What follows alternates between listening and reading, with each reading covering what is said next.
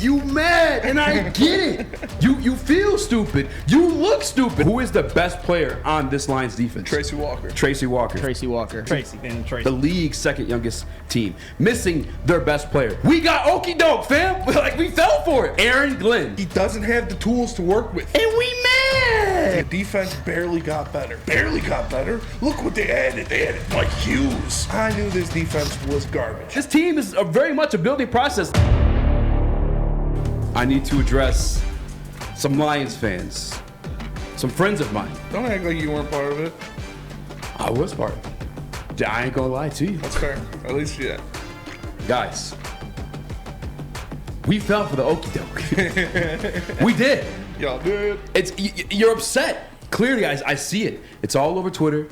You're all over the YouTube Woodward Sports chat. You guys, we fell for the okie doke. Hard Knocks got us gassed up. 15-2. Matter of fact, yeah. Boom. Hard Knocks got you gassed up. Look at that defense from last year, Spitty. 2021, we let the second most points in the league. Yeah. The year before that, 2020, we let up the second most in league history. Mm-hmm. We're probably going to give them the most. Guys. This year. I can't argue with you.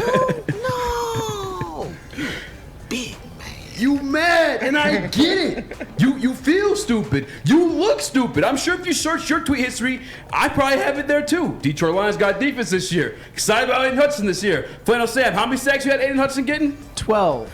12. We feel stupid. We look stupid. And we mad. You remember, yeah, like Ply said. You remember the big Hard Knocks thing?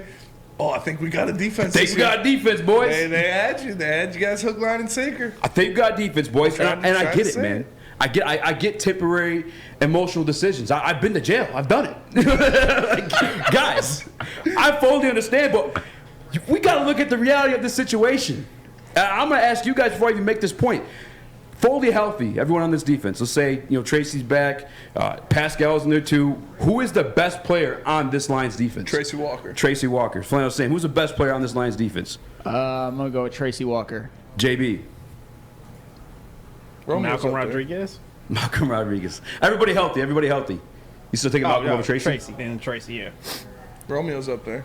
So, from the 2021 defense that allowed the second most points in the league, with Tracy on the team, Tracy's then absent in a game last week against Geno Smith. Which you can say what he's been as a quarterback his entire career.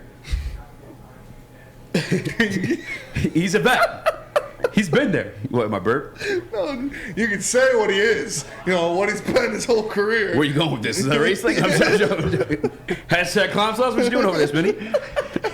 77% efficiency rating heading into this game. We have Kirby Joseph making his first career start. 2 of those touchdowns are directly responsible from Kirby Joseph, the rookie, in his career start. That's 14 points. One where he just missed the guy in the screenplay. And before that, he got beat by Will Dissly. I'm not trying to diss Will Dissly, no pun intended, but like, Kirby, bro, you're an athlete, fam. I told you guys, Will Dissly was a problem. You did try telling us. And then another other point from that, though, and the 41 points you got to the Seattle Seahawks, and I get it, that's unacceptable regardless, but the reality of the situation, again, the league's second youngest team, missing their best player, who also isn't, as much as we like Tracy Walker and probably or hopefully he could be a playmaker or Pro Bowler, he's not. He hasn't, his entire career, he's on his second contract, he hasn't been that. Mm-hmm. Just our best player, and we have the second worst defense in the league. Like, the worst. Every single piece that we've invested into this team on the defense, half is not even available due to injury. And the other half, you want to talk about the free agency class, Deshaun Elliott was a semi-career backup guy too. Another guy couldn't stay healthy. Now, he looks like a semi-promising signing. I like watching him play football. Yeah. But that's the reality of the situation. Another 7 points that we gave up on the 3rd and 16 on that zero blitz, absolutely unexcusable. But we stopped them that same third down, just having to get replayed by the referees. Yeah. Like, there's just some context allowed with this stuff, guys. Like, I get being upset, but the context of the situation, we got okie doke, fam. Like, we fell for it. But this is the reality. This team is very much a building process. Like, Matt Patricia, Bob Quinn, they set us back so much farther, man. Mm-hmm. So much farther. I tell you guys this all the time. I hate saying the same things, but you can look across the youngest teams in the league. You can look across the bottom 10 defenses in the league. You can still point to those defenses. You can point out all pros, Pro Bowlers. Mm-hmm. The Lions defense is the only team you cannot do that with. Mm-hmm. And the best player they have wasn't available last week. Yeah. Now, does that make anything excusable? No. But what do you truly expect anybody, I don't care if it's Rex Ryan, to do with that? It's not going to be pretty either way. This is very much a learning experience for these guys. Like I hope everyone's calmed down from the Fire AG stuff. I know that you are. Yeah. But I just think in general, like last Sunday was a sample size in comparison of what we had. This It's guy, a nasty sample size. A nasty It's like sample size. A 3-week-old sample. It's been chilling under the couch. 100%. It's not a You aren't sample lying. you want to eat. You aren't lying. But what's he got to cook with? Rotten vegetables. Yeah. Do you know what I'm saying? Like I think you said last week, you want Making to a make salad with spoiled vegetables. You making a salad with spoiled vegetables, man. You're making a salad with spoiled vegetables. And That's- like, this is Anthony. I'm sorry, Anthony. I did this earlier You when I put called it him on the Steve. prep, yeah. This is Aaron Glenn, a guy who interviewed for head coaching jobs. Meaning other guys in the league was like, you know, this guy's got some potential. You could come at me, clown sauce with the Wayne Rooney rule if you want to. That's cool.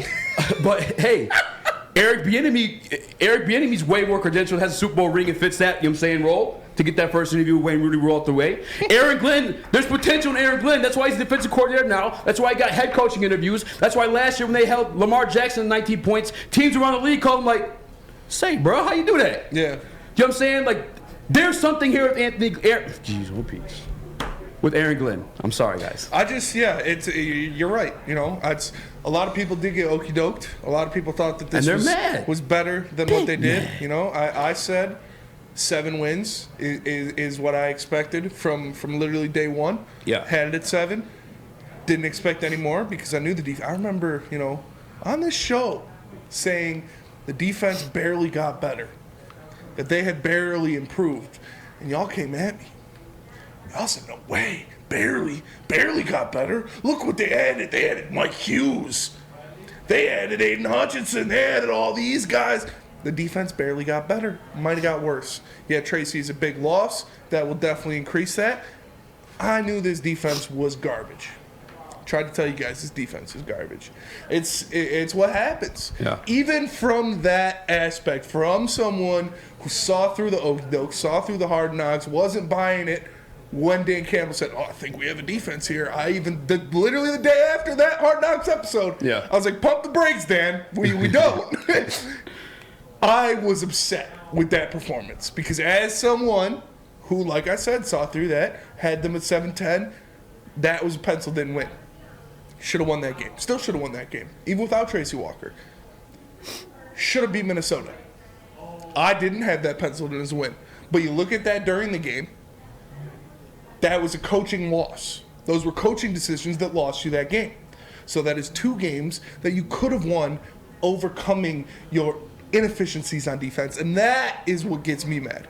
When you have games in the bag, you have winnable games, and you don't win them. Because as a person, like I said, who only expected this team to win 7 games, you had it. You had 2 of them. You were ready to eat that W, like Jameis Winston says. And it got snatched out of your mouth in the last second. That is tough to swallow. That is a tough pill to swallow. This defense being bad, I saw that coming. I knew that was going to happen. I didn't buy into the hype. I didn't buy into this is going to change. I knew we were still severely lacking talent. And like I said now, with Tracy Walker being gone, that is a big loss. But even so, when a 6th-round rookie draft pick, as much as we love Malcolm Rodriguez, when he is the best player on your defense is trash. I'm sorry. We love him. He's playing well. He is outperforming everyone's expectations, but you don't have talent if a kid steps in day 1 and is the best player on your defense. That can't happen. And as much as you say, you know, Aaron Glenn's doing this, Aaron Glenn's doing that, you're right. He doesn't have the tools to work with. He doesn't have guys on the defensive line. He is missing his big money guy. He's missing his 10.5 sack guy. He is now missing the best player on this defense in Tracy Walker for the rest of the year. And he's going to be filled in by Juju, Hughes, Kirby Joseph, Ifanu Melifonwu. Those are the guys you're asking to come in here and bring up the slack for literally the best player on this defense. And then you look on top of that, you talk about the free agency signings that they bring in. If you're a good defense and you bring in guys like that, maybe it makes a difference. If you're a dog shit defense, like we were last year, statistically the second worst defense in the history of the NFL. Then you lost your best player, Bringing captain, in play caller. Mike Hughes, bringing in Chris Board, bringing in Deshaun Elliott. Those aren't game changers. Those aren't guys to uplift this defense. Those are depth pieces. And you can't have depth unless you got starters. And we don't have starters. We don't have guys that you can put out there and put fear into another team. Opponents this year are game planning for 2 rookies. How do we avoid Aiden Hutchinson causing us trouble? How do we get Malcolm Rodriguez out of position? That's what they're looking forward to now. That's what defenses are going to be game planning for. 2 rookies. That is a severe lack of talent, and that is tough to swallow. 100%, man. And that's the point, though. Is like you were upset. Go play a drop one more time, Sus. You're upset because you got the okey doke. I can't argue with you. I can't argue with you. No. You mad. You're big mad because you got okey doke. You fell for it. You believed this team was going to be good. You believed the offense was going to be good. And I'm not saying it's you and you solely. A lot of us on the network fell for it too. But if you look at the facts, if you look at the context of the situation, we look stupid for a reason. It was stupid to think any of that. Come on.